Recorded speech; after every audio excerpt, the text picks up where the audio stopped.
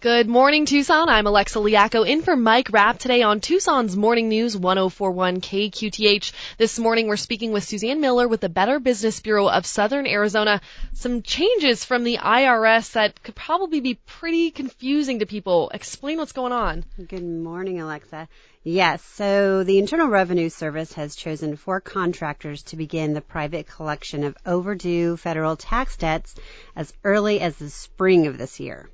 So to avoid confusion between the legitimate calls from the IRS and scam artists, Better Business Bureau urges consumers to be vigilant and to exercise their rights as a federal taxpayer. Really be aware of the scams and possible attempts to mimic the IRS in order to gain access to your money and your personal information. So what this means to consumers who owe money to the IRS. Private contractors will begin contacting you about a federal debt. According to the IRS, though, you will receive a letter first. And it's going to inform you that you have a debt that has been transferred to a private agency and a follow-up letter from the agency itself confirming the transfer before you begin receiving phone calls. So that's a big one. You will get a letter first. Okay. And then you will continue to make payments directly to the United States Treasury, not the IRS. So a lot of times these scammers are saying, that we're the IRS, you'll pay to the IRS. Well, that's a red flag for you. The IRS will never demand payment via the prepaid debit card, iTunes, gift cards, or by wire transfer. And iTunes is a big one, believe it or not, and people are falling for it. So wow. I know it's hard to believe. But the payments can be made directly to the irs.gov/payments. Now that's, again, directly to the U.S. Treasury. And if you have questions, contact the IRS directly.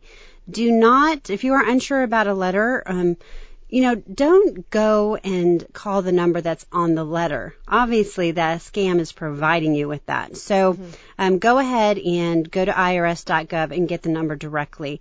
And if you do find that you're being scammed, report it on our scam tracker, which is bbb.org/scam tracker. And these scammers are getting pretty sophisticated. They're looking up, area codes and stuff. What kinds of things are they using to try to get ahead of people? Absolutely. They're smart. They're savvy. They're really looking at the details.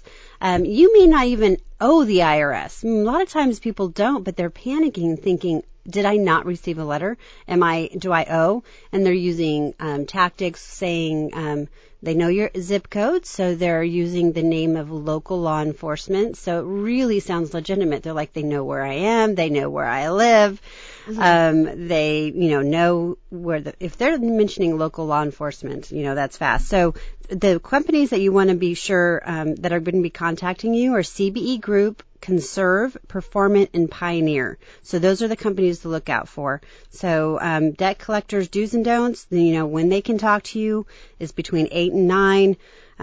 They are prohibited to do scare tactics, so when they start to get on your nerves, that's not allowed, and they're not allowed to scare you. And then who they can talk to, they can contact your friends and family, but, they should be talking to you directly, and they can't ask for your phone number or address or anything from them. Okay, we're speaking with Suzanne Miller this morning of the Better Business Bureau of Southern Arizona, and about $50 million has been lost to scammers taking advantage of callers.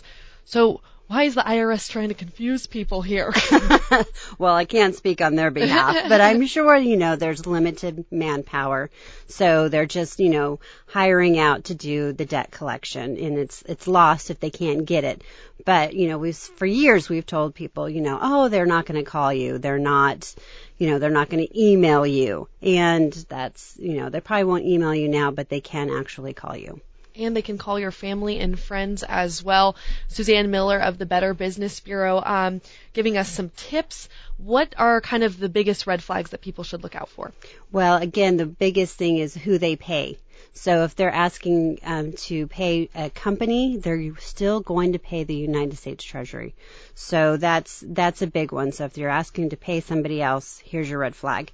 The other one is, what tactics are they using to speak to you? Are they pressuring you? Are they really wanting to, take advantage of you? those are red flags too, the emotional urge. Yeah, and you wanted to remind people that they will get a letter first from the IRS. Suzanne Miller of the Better Business Bureau of Southern Arizona giving us some tips because the IRS is changing their policies.